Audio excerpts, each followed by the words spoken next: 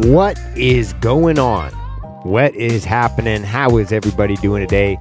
Welcome to the Risen Fallen podcast. I am your host, Mark Hendrickson, and happy Monday. It is Monday, September 1st today. It's the first day of the week, the first day of the month. It's a good time to get rolling, and I hope that everybody is doing well, and I'm doing pretty well right now.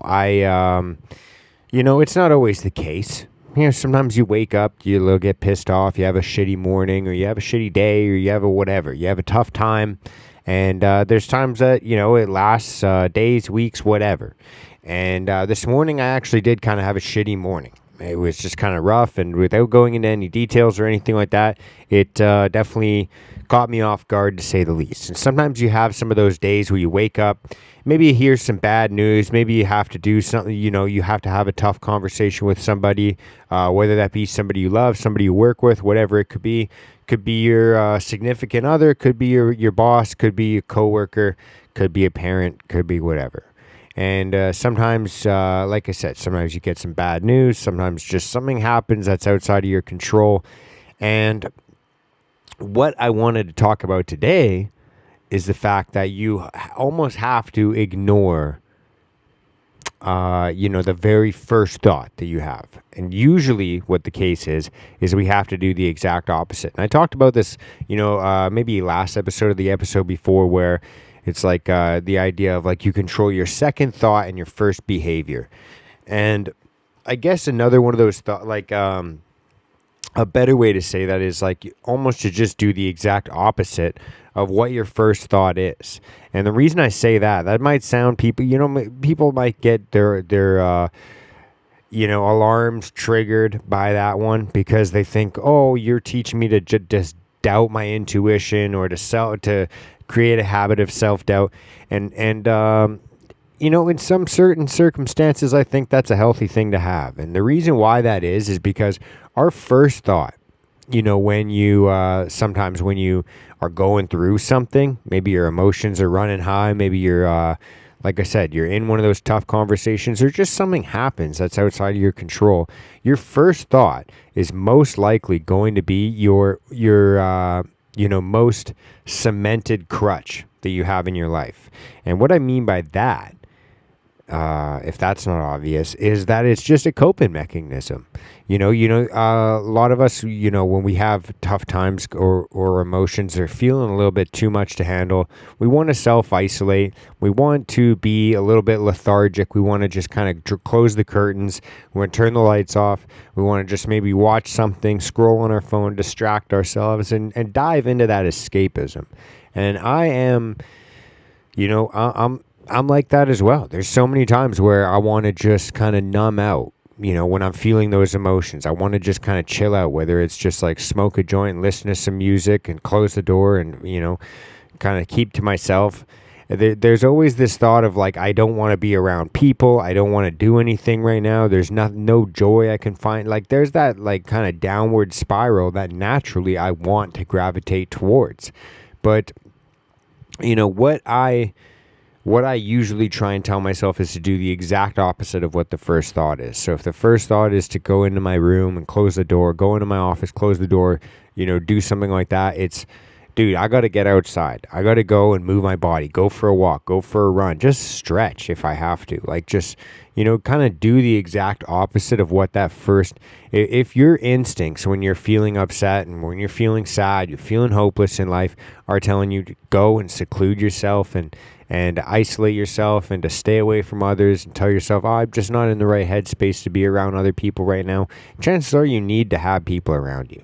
You need to have the right people around you, but you need to have people around you. You know what I mean? Like it's one of those things where you should maybe find yourself, and so when you're feeling like isolating, you should be telling yourself, no, I need to go and see people. And people are always going to, there's going to be the subsect of society that are, introverts, and they're going to tell themselves, oh, but what I need to do is to be alone. What I need at that moment is blah, blah, blah, blah, blah.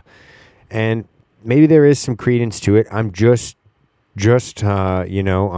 I don't want you to get your defenses up. I'm not trying to shoot coming down at you, but it's like, usually those first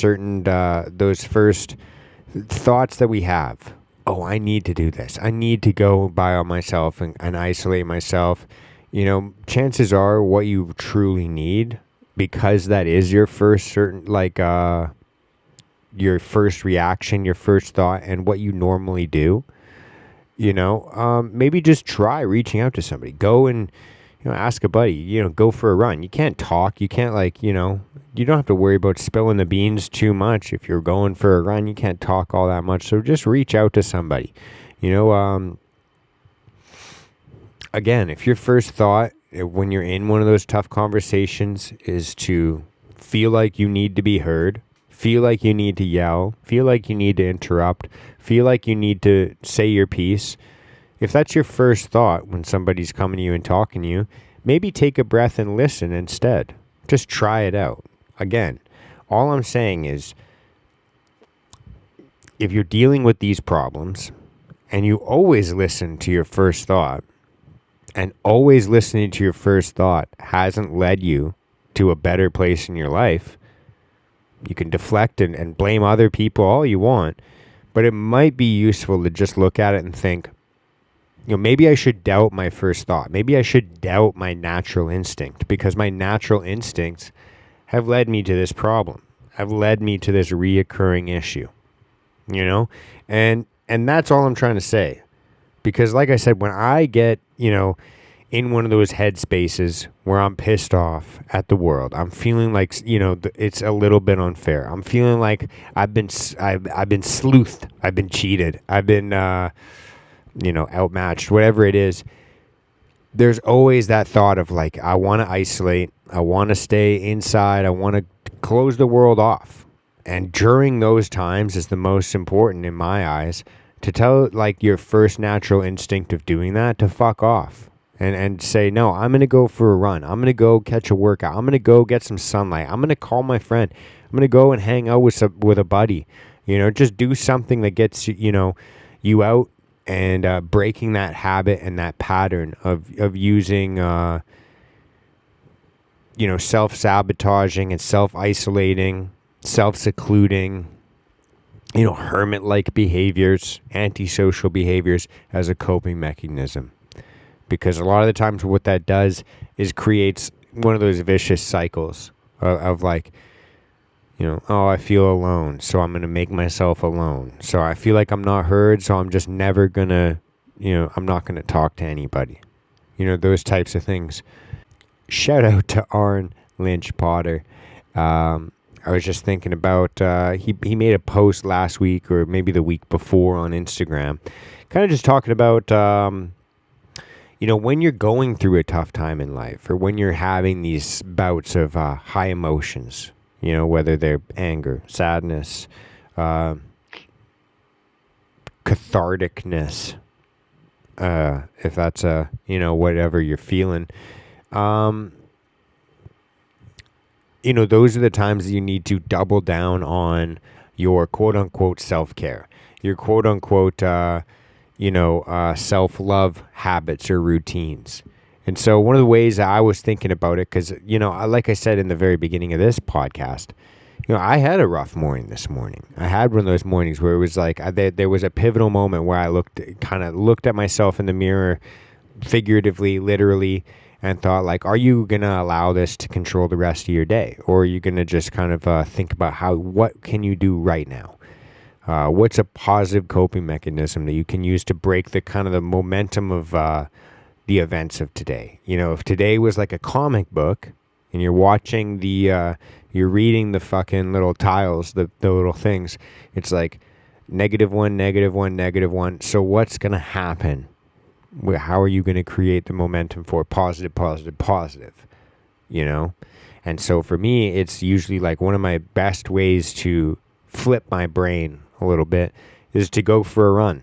Just kind of go do some sort of a workout. But the easiest, most the one with the least barrier to entry for me is running.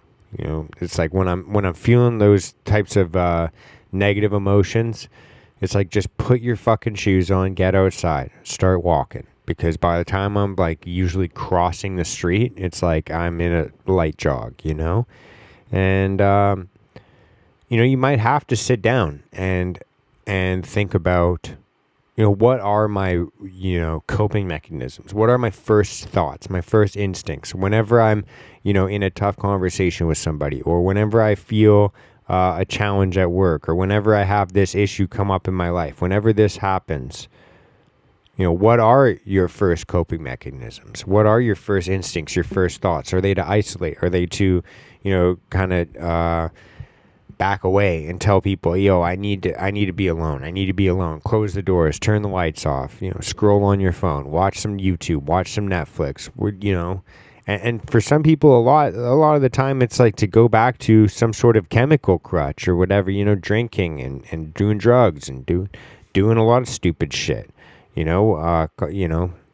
whatever it is. That's a lot of the times where we get what I'm talking about or referring to, and it's like, yeah, your first thought, your first instinct is usually the one that, fucks your life up the most. And so all this is just a simple reminder of like, check yourself and think about, how are my coping mechanisms right now, impacting my life? Are they really helping me, overcome the challenges I face? Or are they briefly allowing me to feel some sort of pleasure so that I forget about this problem for 5 minutes, 10 minutes, 15 minutes? Or even like if that.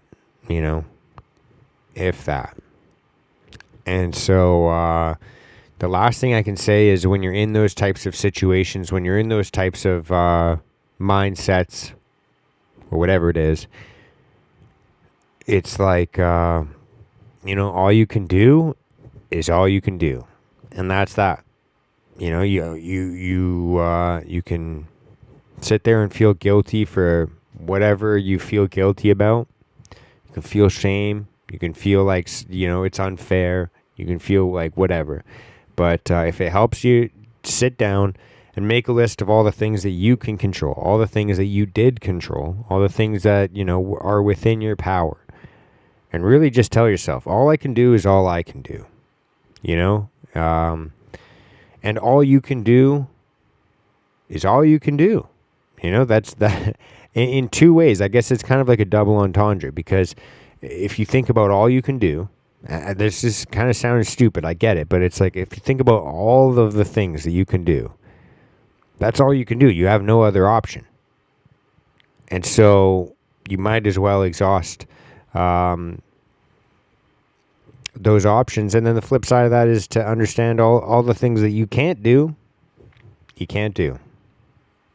and you gotta live in that kind of vibration. Because if you worry about all the things that you can't do, what the fuck, man? All you can do is all you can do. And kind of knowing that is just, it's almost liberating in a way. It's almost empowering in a way, because, it allows you to just view like, okay, what can I do right now? Am I going to sit here and wallow in this and just kind of feel bad because feeling bad is like my natural state? That's where I always like to go. Or, are you going to break the cycle, change the vibration? And that sounds kind of funny for me to say. And maybe I'm just getting a little bit more woo-woo as the years go by. But it's like, just, going for a run. Try and break the cycle. Do you always wait for your partner to come to you and apologize because you feel like you've been treated unfairly? Maybe you should go to your partner and apologize. Just try and break the cycle for once. Are you always, just passive aggressive with your boss? You're like, I don't want to just be like too aggressive, but I'm going to make a joke here and there. Maybe try break the cycle. Maybe just try and tell them, yo, I don't feel good about this. And so, whatever it is. On that note, I think that's a beautiful place to wrap this up. Main takeaways from today, break the cycle. Start doubting yourself. That first, instinctive thought. Is that putting you in a better position to isolate yourself, to, blame other people, to wait for other people to come and fix the situation, to wait for other people to come and tell you if there's even a problem? Are you just going to blindly, ignorantly, blissfully walk around? Or are you just going to, maybe ask yourself, is there a place I need to improve in my life? Do I have a part in this problem that continues to come up in my life? And then the other side of it is all you can do is all you can do. And so that's it. Fair and square. Let me know what you guys think about that. Like, comment, subscribe, leave a little review. Regardless of where you're watching this or listening to this, please do engage. It really does help me out in the algorithm. And other than that, much love. Peace out. See you next Monday. Love you all. Bye.